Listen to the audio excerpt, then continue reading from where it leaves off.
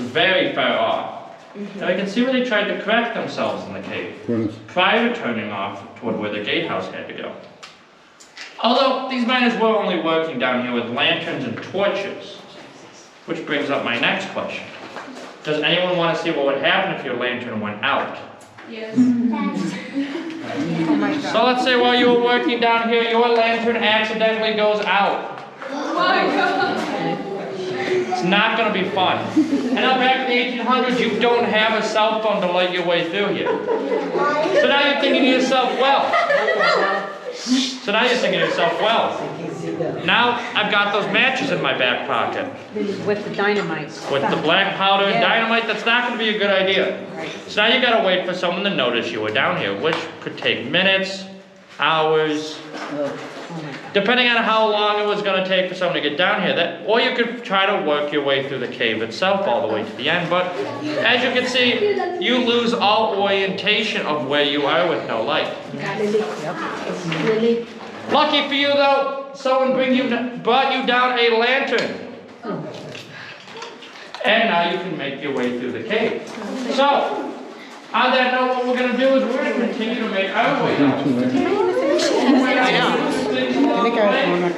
then we'll talk a little bit more about the miners themselves. Que mandaban a los chiquillos a hacer las bombas. Se llamaban powerbombs. Ellos llegaban, les metían un coso en el hoyo y lo encendían. Yeah, really. 8 or 12 years old. Y tenían que echar la carrera. There's less light. There's less light.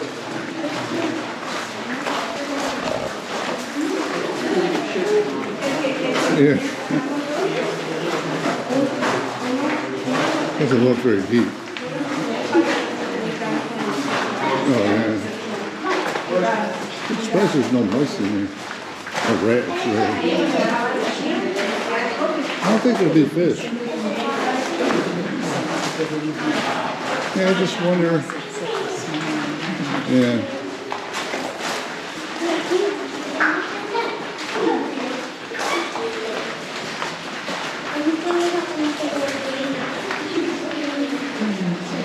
I didn't know which one was man-made. Yeah, this is the one for the, they use for the industry. An example of sulfur.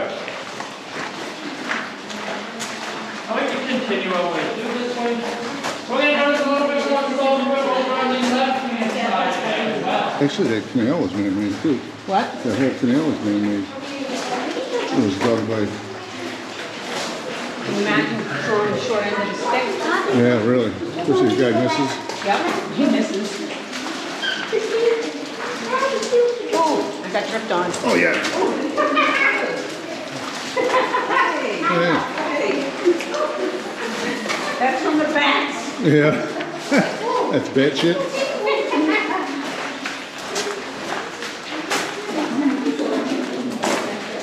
Yeah, really.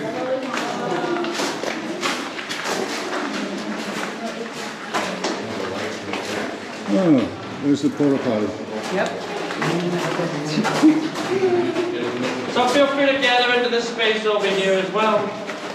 There's plenty of room down here for all of us.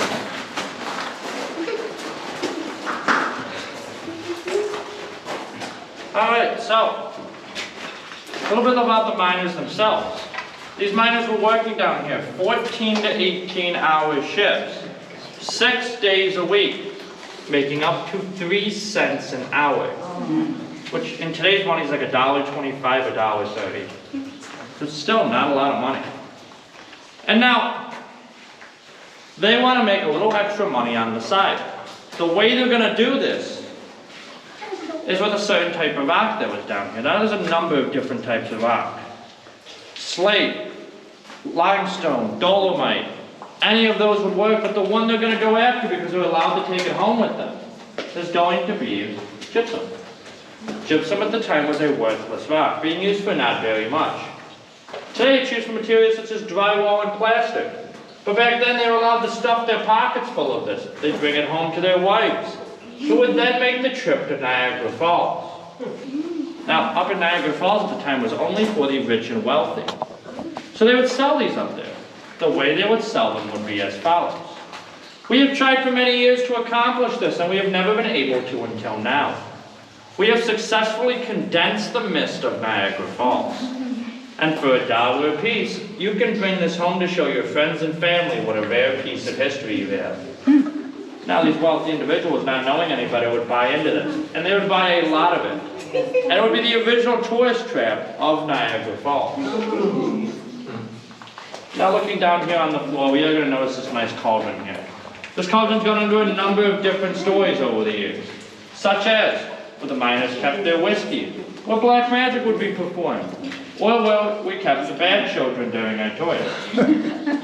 What this is though, it's a Halloween prop, used for our Halloween tours in the fall. Now it was built by one of our former tour guides a few years back. Now, he would build this down here, and it was used for the Halloween season. And then it was time to remove it. Now, he didn't measure it correctly, and it doesn't fit out the door. And now it's stuck down here. And so it's a fun prop we like to use for our Halloween tours, plus our daytime tours during the summer and fall. Now, we are going to get ready to make our way down to our third landing. At that landing, we'll talk a little bit more about one of the factories that would have utilized this space along with my rules for the boat. So, on that note, what we're going to do is we're going to follow me. We're going to make our way down this path a little further up to our next spot. How did it go? That's not coming in. Yo te entiendo. How does that's not coming in? Pick in a bucket? Esto, Yeah, get in it. esto es lo que That's funny, you built it down here, now you can't get it out. Yeah. Good thing he didn't work here as a worker. The thing is not the engineer. Yeah, really. Oh, look at that.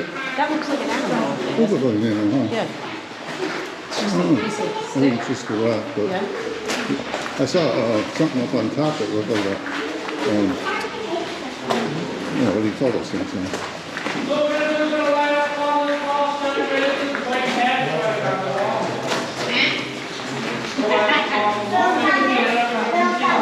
I'm just going to step up here so that I can see everyone just a little bit better. Oh, that's so Well, we gotta crawl through that Jesus. to get to the boat. To get to the boat. All right, Go through so there now. we've seen this location before. And what this is the Richmond Manufacturing Company, or at least we're underneath of it. Now, the Richmond Manufacturing Company would have opened this section in 1869. So this section we just walked through was the 1880 to 1888 section. That wouldn't have existed.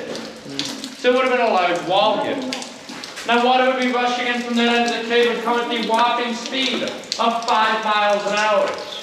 It would come through this space here. It would curve off and go through this opening. What through that opening is the gatehouse.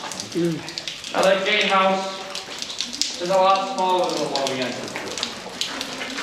And so, it would go through that gatehouse and drop down through that pipe. Now this would continue like this to the 1880s, when now they would share the water with the next section over for the pump.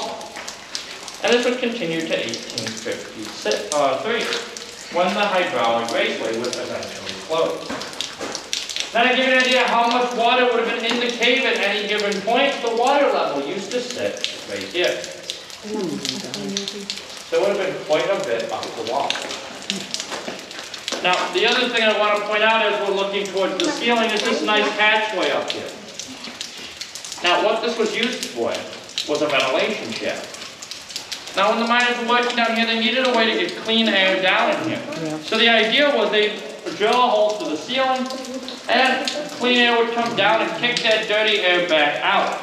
The issue is we're about 45 feet underground. So that clean air would come down, but that dirty air would end up kicking itself out to either side, creating rolling clouds of dirt. And so it didn't quite work out the way they had wanted it to. Eventually that would be closed off or used for simple mechanical aspects. Turbines, water wheels, water pumps, or general maintenance access to the cave.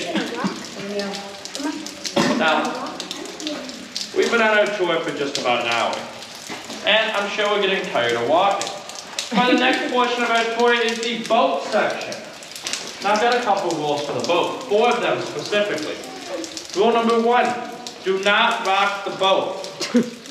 Rule number 2, do not rock the boat. Rule number 3, do not rock the boat. That includes you guys, you look like troublemakers. Rule number 4 is please keep all hands, arms, feet, legs, head, shoulders, knees, toes, children, husbands, any loose articles with you at all times. This includes what is not limited to hats, glasses, sunglasses, purses, wallets, keys, cell phones. Anything and anything of that nature needs to stay in the boat. If we'd like to come back to the dock with the same amount of items we left it with. Now, the other thing we should be keeping inside the boat is our items. We do not want to reach out of the boat for any reason. This includes if you think the boat is going to bump into the wall. The boat is designed to bump into the wall. You are not. So we want to make sure we keep our items inside the boat at all times. The other thing is about our loading process. Now when we get down to the dock, I'll have you wait just before the dock. I'll make sure that boat's ready to go. Once the boat is ready to go, we will load one group at a time. So when you get up to the dock, you tell me how many are in your group. I will then seat you accordingly. If you are in a group of 2 and there are multiple groups of 2, we may seat you together based on seating availability. So, on that note, what we're going to do is we're going to follow me. We're going to make our way down towards that dock. Don't rock the boat.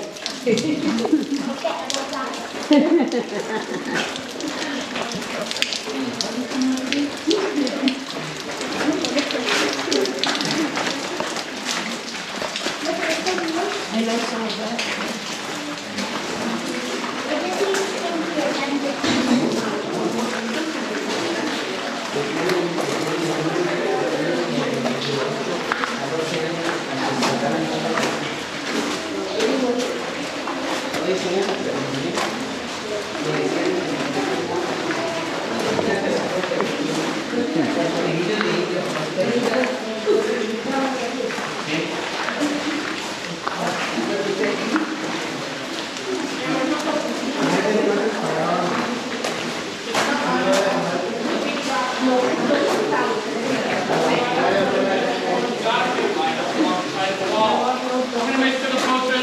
The boat is ready to go. I'll start calling you up. 1, 2.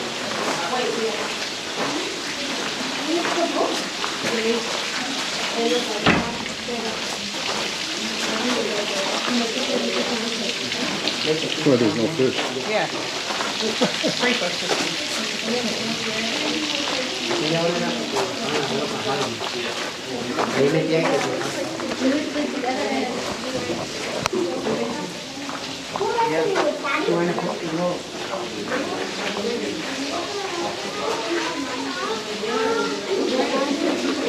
There's the boat. I want some food. That's it, yeah. I wish I could go with this. There's one somewhere.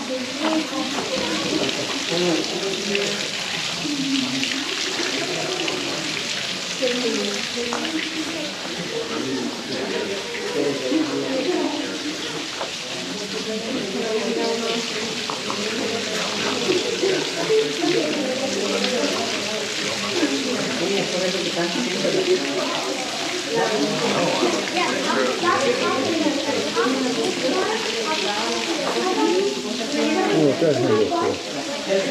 What that handle for? Door opens up. Step up to the concrete line right here. As each group boards are called, the next group so on and so forth. So all on the boat. So first group, you can step up. How many in a group? 6. Alright, so here's what we're going to do. We're going to go into this front boat.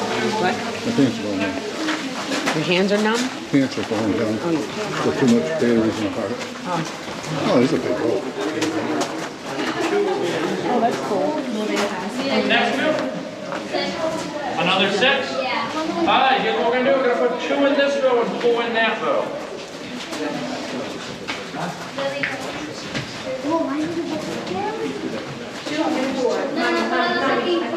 So I'll put 2 up in the row up here and 4 in the row back. Here and 4 back here. So it's gonna be 4 here, 2 here.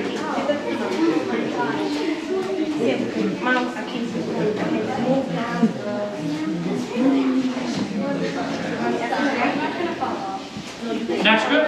6. A lot of groups of 6. 4 here, 2 here. Or 2 there, 4 there, whatever. Okay, 4 up here. Do 4 in front, 2 in back. Don't rock the boat. What? Well, they were a little bit more forward. How many in the next group? 4. Oh, we All right.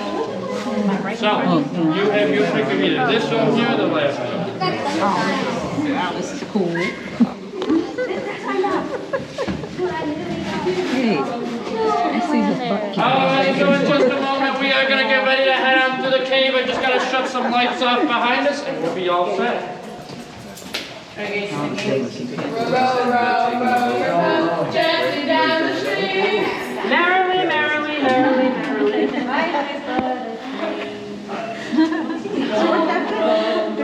5 o'clock somewhere.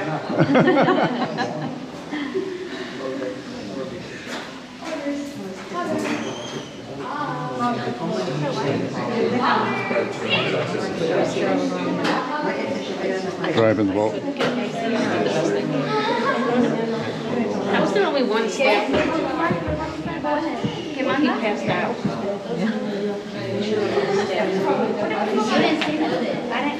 All right, so we are going to get ready to head on down through the cave. Now as I unfasten the boat from the dock, it may rock just gently.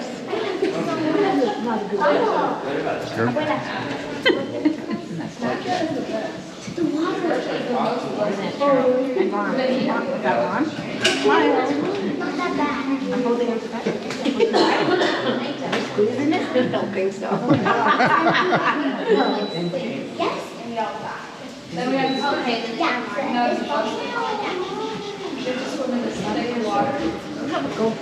you go. Mommy, it's not that bad. I'm not going to let that. I'm not saying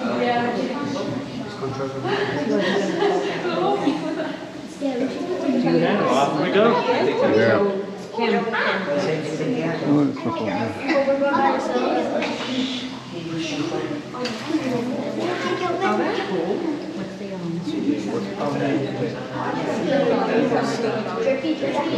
Where is it from? There.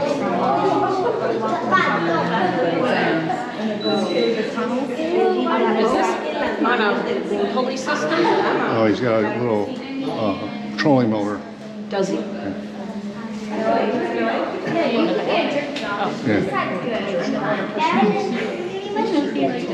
All right, as we make our way to the oldest section of our cave, we are going to note a few different items to here, such as the Howie Manufacturing's ventilation shaft.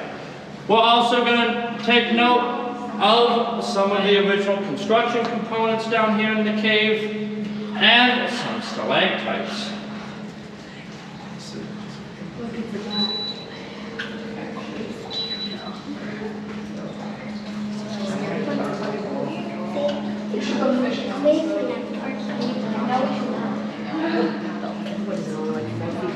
How deep is it? So the water in this section is just about 4 feet deep, but we do reach a maximum depth of 6 feet. Okay, thank you. We are now just getting ready to pass underneath that ventilation shaft. Oops. Wait a minute.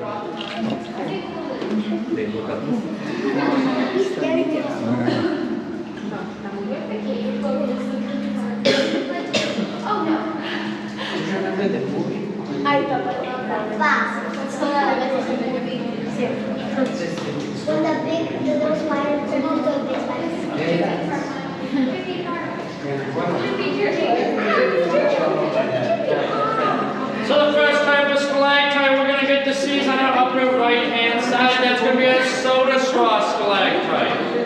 These soda straw stalactites get their name due to the fact that water drips through the middle of them rather than from the outside, giving it a straw-like appearance.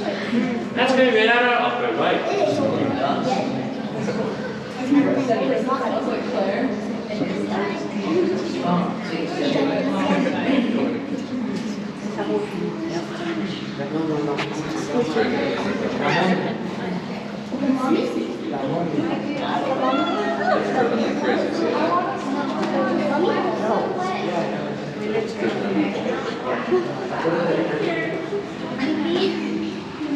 So the next type of stalactite we're going to get to see is on our upper left. That's going to be our iron curtain stalactite. The iron curtain stalactite gets its name due to the fact that the iron wall will come down in about 10,000 years.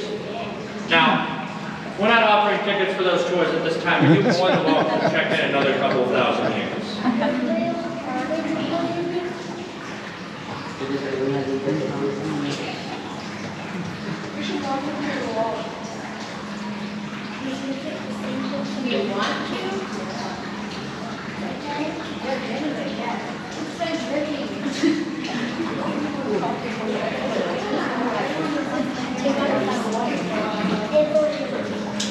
So we are just getting ready to pass underneath the Pine Street Bridge.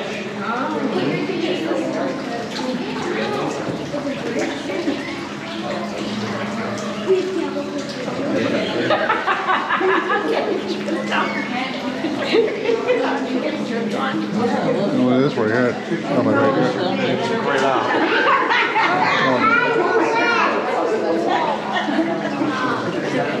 So coming up on our left-hand side is going to be the original miner's entrance to the cave.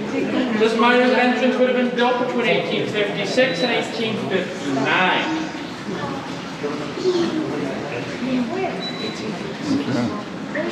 Right over on the left-hand side. It is important to note, though, that the electrical box we're going to see next to it is not original to the cave.